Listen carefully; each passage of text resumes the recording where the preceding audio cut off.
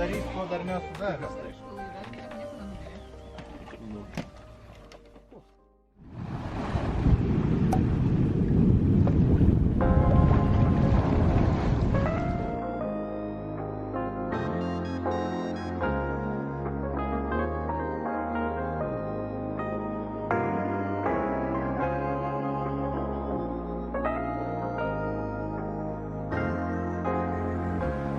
Pusrytėliai padaryti. Ir taip prasideda mūsų kelionė į Gotlandą. Galit pagalvoti, iš kur čia tie laivai, tai šiek tiek priešistorės. 19 metais susidomėjom su Monika buriavimu. 20 metais žiemą pradėjau mokytis buriavimo teorijos, pavasarį praktiką išmokau ir įsigėmė štai šį laivelį. Plaukiam po marias, labai daug išmokom, labai daug Vytautas padėjo su mokslais, bet nusprendėm, kad mes norim šiek tiek didesnio ir šiek tiek toliau išplaukti. Ir įsigėmė didesnį laivą. Eime parodysiu. Štai šį. Šiąnakt nakvojom Juodkrantėj. Tas nakvojimas gavosi labai trumpas, pasnaudėm apie 4 valandas ir kėlėmės 4 ryto, tam, kad išplauktumėm anksti ir vis dar gautume rytų vėjo, kuris šiuo metu pučia. Vėliau vėjas pasisuks iš vakarų. Iš Juodkrantės išplaukėm 4:30 ir dabar jau esame praktiškai Klaipėdoj. Šone matosi uostas. Kiaulės nugara terminalas. Jo, Kiaulės nugara. Dujų terminalas, už kokios valandėlės galbūt jau išjudėsim per vartus Klaipėdos.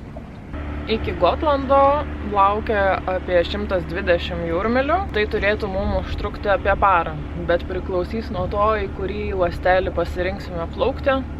Dar patys tiksliai nesam apsisprendę, žiūrėsim, kaip seksis plaukti, nes kol kas su šituo laiveliu nesame plaukę per naktį. Plaukiame pro Kiaulės nugarą.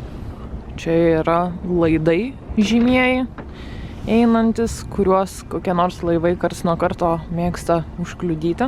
Ir čianai priešais yra dujų terminalas Independence. Miškiai veidelį paprastesnį padaryti. Ką tik praplaukiam pro perkelą, naująją perkelą. Plaukiame pro Smiltynės jachtklubą.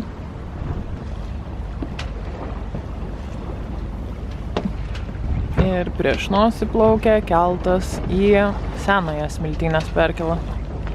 Papasakok, kokią procedūrą ką tik padarei? Ką tik prasinešėm pasieniečiams, kad išplaukėm į Gotlandą ir kad grįžtume po savaitės. Palinkėjo gero vėjo. Viską prasidavėm ir plaukiam savo į jūrą. Matome vartus, jo, iš tikrųjų statybos gal labiau ne vartus. Pasižiūrėsiu, kad nekalčiai tokio būja. Horizontas apniukęs, gali būti lietaus, tikėtina jo bus. Bet ką, turime lietaus aprangas, kažkaip bandysime plaukti. Vėjas palankus. Turėtumėm ganėtinai greitai nuplaukti. Ta prasme, per 24-30 valandų tame tarpe. Na va, išjudėjom pro Klaipėdos uosto vartus. Jau čia praktiškai skindami buojas farvaterio. Galime savo leisti tai, nes mūsų gramzdla maža. Netoli mūsų plaukia DFDS keltas. Su tokiais mažiausiai norėtųsi naktį prasilenkinėti. Ir priekyje matosi kažkoks nemažas laivas. Plaukiame jau keletą valandų, nuplaukiame apie 20 jūrmilių nuo kranto ir jau nebesimato visiškai krantų aplinkui. Pirmą kartą esu jūroje taip, kad nebesimatytų krantai, bet jausmas visai geras, nikiek nebaisu. Oro sąlygos geros, pučia toks pietvakarių vėjelis, šviečia saulė, prieš tai lyjo šiek tiek trumpai, kaip ir žadėjo prognozės, o dabar visai šilta darosi. Atėjau į laivo vidų padaryti kavos ir arbatos ir va, dujinė supasi, yra pasvirusi kampu, kad neišsilaistytų vanduo. Pasikeitėm su Egel, varysiu pamiegot. Egis bandė užmėgti, bet jam nelabai sekasi. O man visai miegasi. Tai už tai pabandysiu pamiegoti, nes kažkam reikės ir naktį budėti. Jeigu Egis nepamiegos, būsiu bent jau aš išsimiegojus. Tik priguliau, jau buvau bepradedantis sapnuoti, gavau iškvietimą. Kas nutiko? Kažkoks rūkas užėjo, pradėjau pūsti, tai jam surifuoti grotą. Paėmiau antrą rifą, kad būtų saugiai.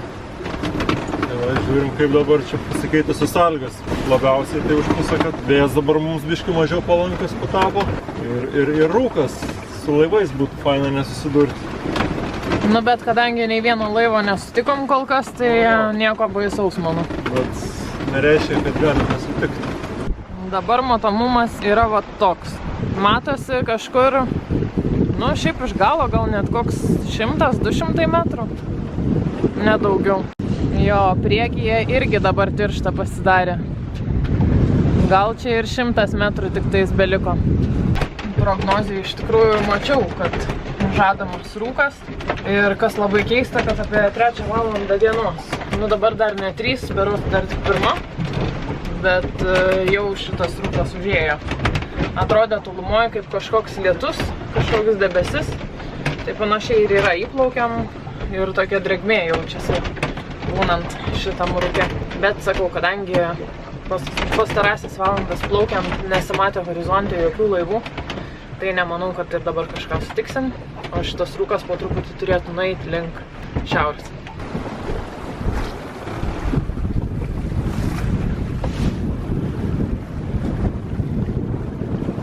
Labai keistas vaizdas plaukti rūke. Nieko nesimato aplink. All ships. This is sailing vessel Joanna. Vairuoja autopilotas. Jo, mes pagaliau išlindame iš rūko. Ir vėl aplinkui saulė. Ir saulės panelė. Galiau gali plauti akumuliatorius. Many hours later. Labas rytas iš Gotlando priekrančių. Labą rytą. Įgula šiek tiek pavargos. Vakar sąlygos pradėjo darytis tokios, kad nebelabai kilo ranka kamerą paimti. Mane užpuolė jūrligė, nors ir ant vaistų buvau. Porą kartų puolė. Manęs jūrligė neužpuolė, bet tiesiog pavargau. Jo, Egi šaltis užpuolė. O šalta kažkaip čia, šioje Gotlando, šioje Baltijos pusėje. Dabar jau kyla saulė, pradeda šildyti po truputį. Pasidarėm šiokių tokių pusryčių. Tiesiog šilto gėrimo ir maisto, kad susišildyt. Ir judam link uostelio. Vėjo labai nedaug, bet kažkaip nenorim variklio jungt. Tai tas smirda, dūmija ir labai garsus yra. Nors naktį plaukiam šiek tiek ir ant variklio. Plaukiam ir su surifuota būrė, ir su išrifuota būrė, ir ant variklio. Ir vėl subūrėm, žodžiu, tokia visai įvykių kupina naktis, bet geriausia, kad jokių blogų įvykių nebuvo. Ir fainai, kad matėsi daug krentančių žvaigždžių.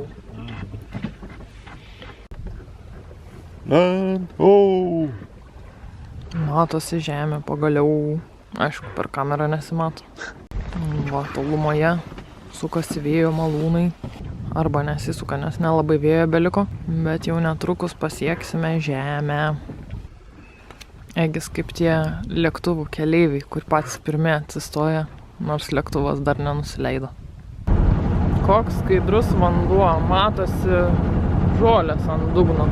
Nežinau, ar kamerai pavyksta pagauti, bet labai keista Baltijai matyti tokį skaidrų vandenį. Mes bandom nuplaukti į Rionės uostą.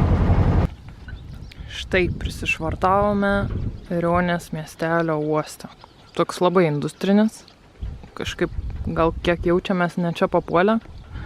Eisim dar pasižvalgyti aplink. Gal netyčia reikės kažkur ir kitur persistatyti. Išsitraukiam sulankstomus dviratukus, važiuosim pasižiūrėti, kas gero apylinkėse randasi. Prie pat uostelio yra toks gamtos rezervatas.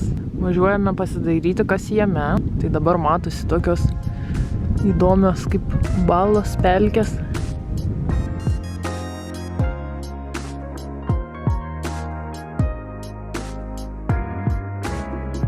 Įdomiai, kad visur yra varteliai. Ir vat yra laužui medienos pridėta. Ir čia galima susikurti laužą, kažką pasikepinti. O čianai suoliukai, prie kurių gali valgyti su vaizdu į Baltijos jūrą. Nu, atrodo tai kaip ežeras iš tikrųjų.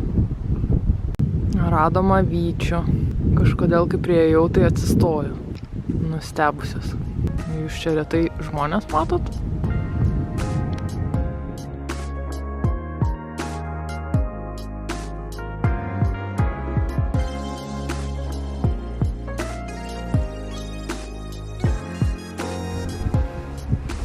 Egidijus Smurfų šalyje, tarp žalių krūmelių.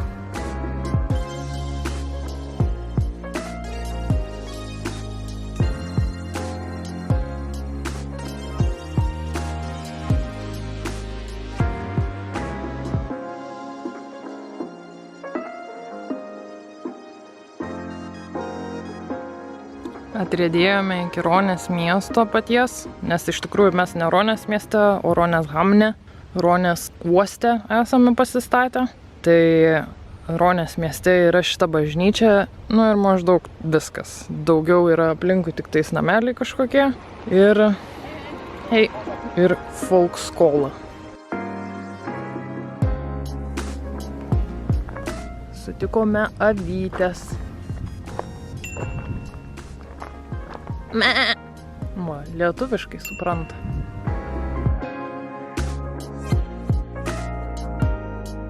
Atvažiavom į tokį lankytiną objektą, kuris vadinas berods Ugardė Roj.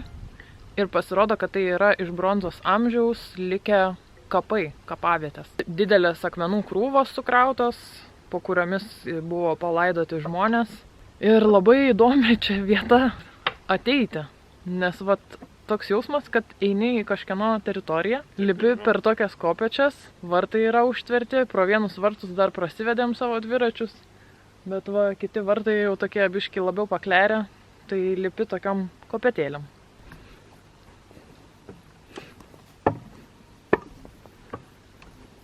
Nu va, priėjom jau vieną tą akmenų krūvą. Egidijau, prašau atsistoti palyginimui.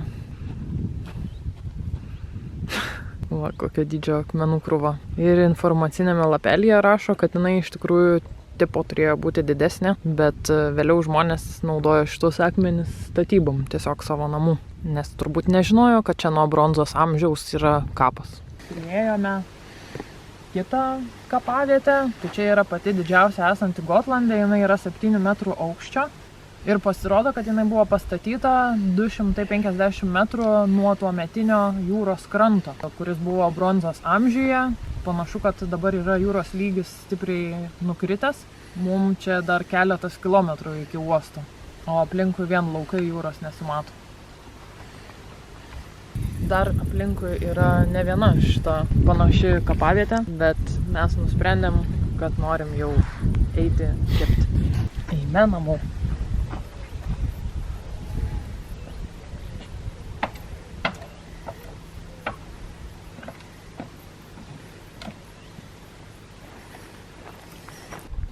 Va, pro tokius vartukus reikia praeiti, gali lipt, bet mes, kadangi su dviratukais, tai patys savo šeimininkai, atsidarom vartus ir žygiuojam. Keista, nepagalvotum, kad čia lankytinas objektas. Va, atrodo, kad pas kažką kieme šeimininkauja. Grįžome į Ronę Hamną ir akivaizdu, kad šitas miestelis yra visgi didesnis negu pati Ronė. Gal kažkada buvo atvirkščiai, bet dabar žmonės turbūt suprato, kad smagiau prie jūros būt.